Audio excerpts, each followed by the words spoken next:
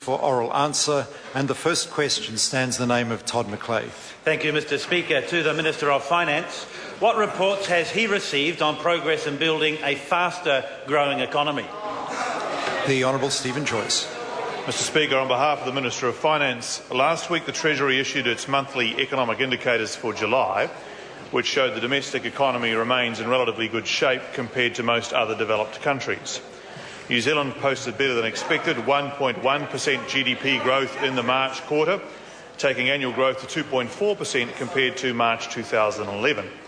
This is better than most other development countries and compares well with Australia. Inflation is currently subdued. This should allow interest rates for households and businesses to remain lower for longer. Indicators suggest New Zealand will continue to achieve moderate economic growth in coming quarters, despite the further deterioration in international conditions we have seen recently. Todd McClay. Supplementary. What recent assessments of New Zealand's economic prospects has he received from offshore? The Honourable Stephen Joyce. Mr. Speaker, on behalf of the Minister of Finance, New York-based credit ratings agency Standard & Poor's this month affirmed New Zealand's long-term foreign currency rating at AA with a stable outlook. We also remain one of only 9 countries now with the highest possible AAA rating and a stable outlook with Moody's. Standard & Poor's noted this country's fiscal flexibility, resilient economy and strong political and economic institutions. The ratings agency also noted that New Zealand has favourable prospects for sustained growth while there remains strong demand for our agricultural exports. As it pointed out, New Zealand's high level of private sector external debt remains its largest vulnerability. It is therefore pleasing to see the projected household savings rates reaching 4% by 2016 and remaining positive for a significant period of time, in fact the longest period of time for 20 years. Todd McClay. Supplementary. To the Minister, what reports has he seen on reactions to the government's various initiatives to boost exports and economic growth? The Honourable Stephen Joyce. Mr. Speaker, on behalf of the Minister of Finance, I've seen many reports talking about economic growth, but that would do nothing to boost economic growth and increase jobs. I've seen reports of people talking about returning the government's finances to surplus and then opposing every measure to reduce spending so we can start repaying debt. I've seen reports of people wanting to encourage business growth, apparently, but then wanting to tax successful businesses more. I've seen talk of people wanting more jobs, but then proposing to pull up the drawbridge behind them by banning foreign investment. I've seen reports supportive of convention centres when they are in government, but vehemently opposed suddenly to similar convention centres in opposition.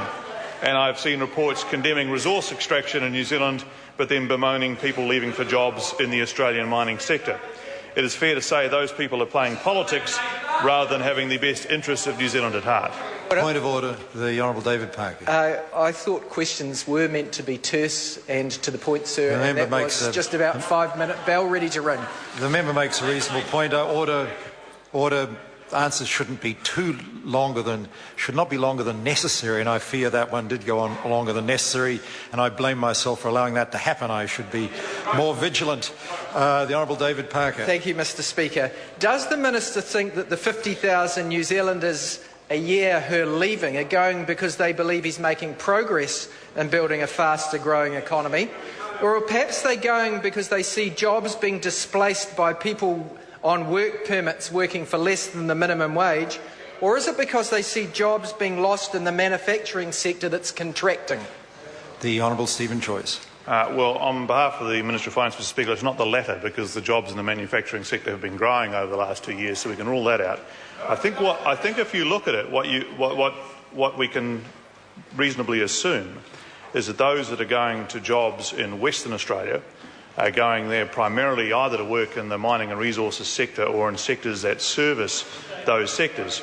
And the government, after a long period of inaction by the previous government, is working to get the settings right to encourage reasonable levels of development of New Zealand businesses such as the resource sector in this country, and we would welcome the support of the opposition parties in doing that. A supplementary question, the Honourable David Cunliffe. To the Minister, given that Standard & Poor's, Moody's and Fitch ratings agencies have all criticised New Zealand's lack of export diversification and high-value exports, why does the export PR glossy that he issued yesterday contain no quantitative target for export growth until the year 2025. The Honourable Stephen Joyce. Mr Speaker, on behalf of the Minister of Finance, the member's analysis is as deep as the normal puddle.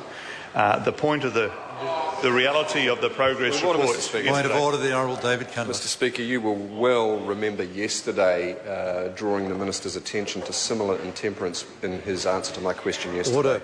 And indeed I would have responded directly myself had I not listened to the question carefully and heard derogatory comment in the question. So if members include... Well, the member referred to a publication that the government put out yesterday as some glossy, and it is not objective language. If members want ministers to stick to objective language, questions should contain objective language. Point of order, Mr. Speaker. Point of order, the Honourable Trevor Mallard. Mr. Speaker, referring to a glossy publication as glossy is hardly subjective. The language was intentionally... Order. The Speaker might look stupid, but he's not that stupid. The language was intentionally derogatory about a publication. It's common language to refer to something as a glossy when it's considered not to have much content. And the Minister, therefore, is at liberty to respond to that. And that is the end of the matter. I will not entertain any further points of order on that issue. Let me be very clear about that. Mr. Speaker. The Honourable David point of order, Cunliffe. Mr. Speaker. I seek leave to re-ask the supplementary, omitting the word. Order. No. The member asked his question. The Minister's answering it. The Honourable Stephen Joyce. So, Mr Speaker, the point the member misses is that actually New Zealand's exports have grown substantially in the last 4 years, and in fact have grown 5% in the goods exports per annum over 4 years, and 4.2% per annum in every year over 4 years as well. So we are making very good progress in exports, Mr Speaker. I tell you what would upset the ratings agencies would be if we attempted to manage the exchange rate as proposed by the Labor Party, which is true voodoo economics. Order, that's sufficient on that. Question number 2, Grant Robertson. Thank you, Mr. Point of order, the Honourable David Payne. We have no right of recourse against the little snipe about voodoo economics from the man who has his head in the sand. Order, no order. The member will assume his seat right now. And he knows he has intentionally abused the point of order process. I will not tolerate that. Members know that if they ask straight questions, they'll get straight answers if they use objective language. If they try to be clever, don't expect the Speaker's protection from more clever answers. But had the Minister gone down that track at the end there in response to a very direct, straight question with objective language, I'd have reprimanded him severely too, but I will not tolerate the point of order process being abused like that. Point of order, Mr. Speaker. Point of order, the Honourable Trevor Mallard. Mr. Speaker, I invite you to relook at the tapes for this week, every answer and every supplementary answer from that Minister, and find one answer that was straight. Order, we're not going to get into that kind of argument by way of point of order. If members ask straight questions, I will do my best to endeavour they get straight answers. But the discipline is on the questioner. Point of order, Mr. Speaker. Point of order, the Honourable David Cunliffe. Mr. Speaker, I seek leave to table an original version of the government's Building Export Markets paper to demonstrate that the word glossy is in fact empirically true. Order.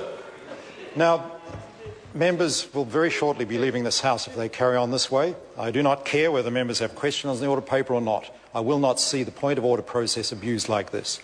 Question number 2, Grant Robertson. Thank you, Mr. Speaker. My question is to the Prime Minister.